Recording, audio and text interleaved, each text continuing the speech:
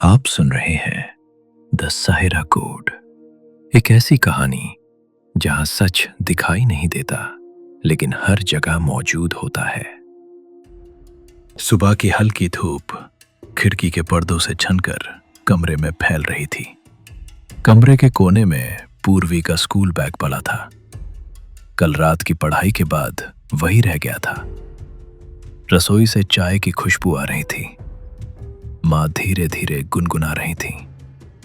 पिता अखबार पढ़ते हुए चाय की चुस्कियां ले रहे थे। घर में सब कुछ सामान्य था, लेकिन साहिरा के भीतर सब कुछ सामान्य नहीं था। उसकी आंखें अब भी भारी थीं।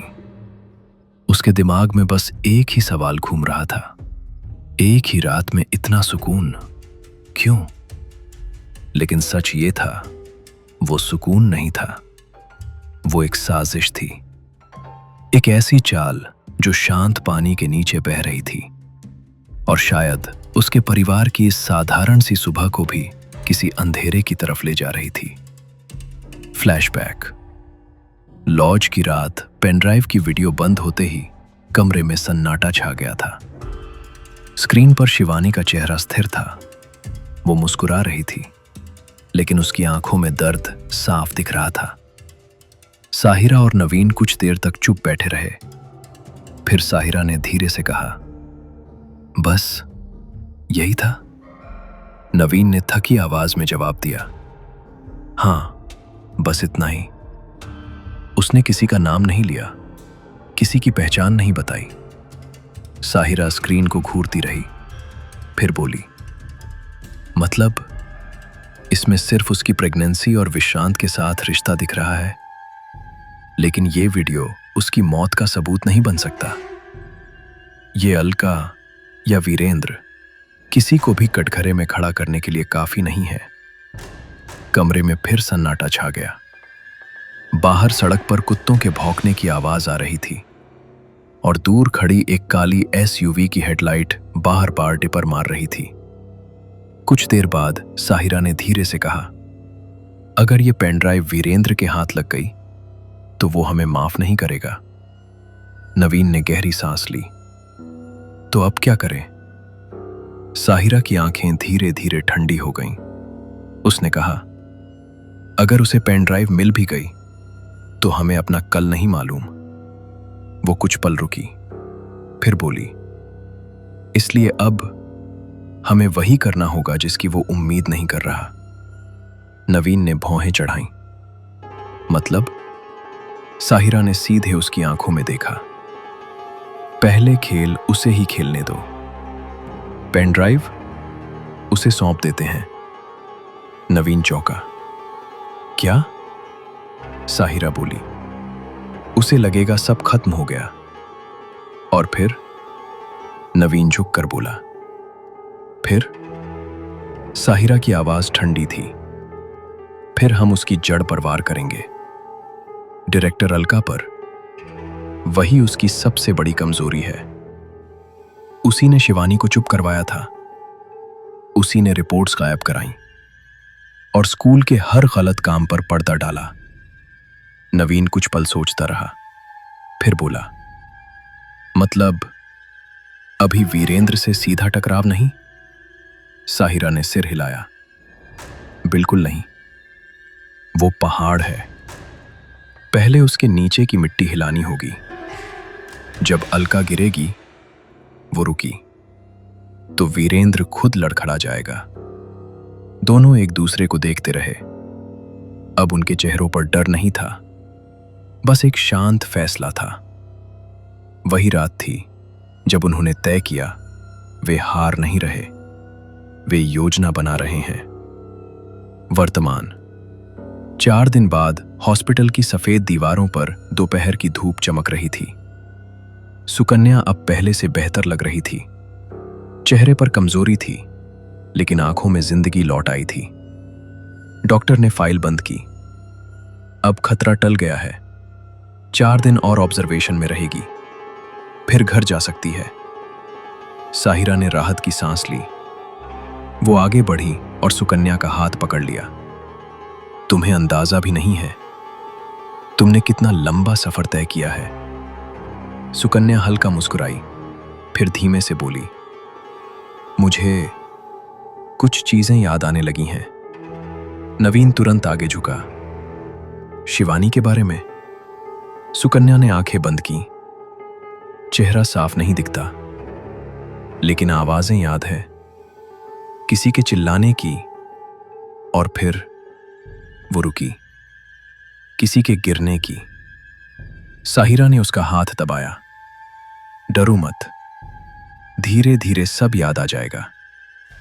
बस अभी किसी से कुछ मत कहना। सही समय पर सही जगह बोलना। सुकन्या ने धीरे से सिर हिलाया। उसी समय वीरेंद्र चौधरी के ऑफिस में हवा भारी थी। टेबल पर आधी बुझी सिगार पड़ी थी। दरवाजा खुला। एक आदमी अंदर आया। वो वही आदमी था जिसकी पहचान उसकी खामोशी थी। वीरेंद्र ने ऊपर देखे बिना पूछा, तो वो लड़की अब भी जिंदा है? आदमी ने सिर झुका लिया। सर, कोशिश की थी। अचानक धड़ाम, वीरेंद्र की मुट्ठी टेबल पर गिरी। कोशिश? उसकी आवाज कमरे में गूंज गई। एक काम भी ठीक से नहीं कर सकते तुम लोग? एक सुकन्या जिसकी कोई हैसियत भी नहीं, उसे भी खत्म नहीं कर पाए? आदमी ने धीमे स्वर में कहा, एक मौका और दीजिए सर। वीरेंद्र के होठों पर धीमी मुस्कान आई। अच्छा है। वो कुर्सी पर पीछे झुक गया, क्योंकि अगर उसने मुंह खोला, उसने ठंडी आवाज में कहा, तो दफन वो नहीं, तुम हो जाओगे। कुछ सेकंड की खामोशी, फिर उसने कहा, जाओ, और इस बार गलती मत करना। आदमी ने सिर झुकाया। समझ गया सर। दरवाजा बंद हो गया। कमरे में बस वीरेंद्र की धीमी आवाज रह गई। अब वक्त है डर को फिर से जिंदा करने का। उसी शाम सूरज ढल रहा था। हॉस्पिटल के गेट पर साहिरा खड़ी थी। उसने पीछे मुड़कर देखा। वार्ड की खिड़की से सुकन्या मुस्कुरा रही थी। नवीन बोला, 4 दिन बाद सच बाहर आ जाएगा। साहिरा ने कहा, हाँ, और इस बार हम नहीं बोलेंगे, सबूत बोलेंगे। दोनों गेट से बाहर निकल गए। ठंडी हवा चल रही थी। तभी साहिरा का फोन वाइब्रेट हुआ। उसने स्क्रीन देखी। एक अनजान नंबर, एक छोटा सा मैसेज। साहिरा वहीं रुक गई। उसका चेहरा सफेद पड़ गया। हथेलियां पसीने से भीग गईं। दिल तेजी से धड़कने लगा। वो कुछ सेकंड तक स्क्रीन को घूरती रही। फिर धीरे धीरे उसने आसमान की तरफ देखा। सूरज पूरी तरह डूब चुका था और अंधेरा धीरे धीरे पूरे आसमान पर फैल रहा था। अजीब बात थी, साहिरा वीरेंद्र चौधरी जैसे ताकतवर आदमी से भी नहीं डरी थी, लेकिन इस छोटे से मैसेज ने उसकी हिम्मत हिला दी थी। क्योंकि ये सिर्फ चेतावनी नहीं थी, ये एक इशारा था कि कोई है जो उनकी हर चाल देख रहा है, जो परछाइयों में रहकर सब कुछ जानता है, जो एक रात में गोदाम उड़ा सकता है, दस्तावेज गायब कर सकता है और किसी को भनक तक नहीं लगती। तो क्या वही आदमी अब साहिरा और नवीन के खेल में उतर आया है? अब जब सुकन्या को यादें लौटने लगी हैं, क्या वो सच की गवाह बनेगी या अगला शिकार? साहिरा के फोन की स्क्रीन अब भी चमक रही थी। एक छोटा सा मैसेज, लेकिन उसके पीछे किसी की निगाहें थीं। वीरेंद्र उसे डरा नहीं सका, लेकिन इस मैसेज ने उसके चेहरे से रंग उड़ा दिया। क्योंकि इस बार दुश्मन वो नहीं था जिसे वो जानती थी, बल्कि वो था जो उसे पहले से जानता था।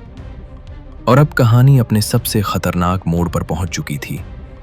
सच सामने है, लेकिन मौत उसके साथ चल रही है। अगला वार किस पर होगा? सुकन्या, अलका या खुद साहिरा? अगर आपको ये एपिसोड पसंद आया हो तो सब्सक्राइब और फॉलो जरूर करें, क्योंकि इस कहानी में राज अभी खत्म नहीं हुए हैं। आप सुन रहे थे द साहिरा कोड।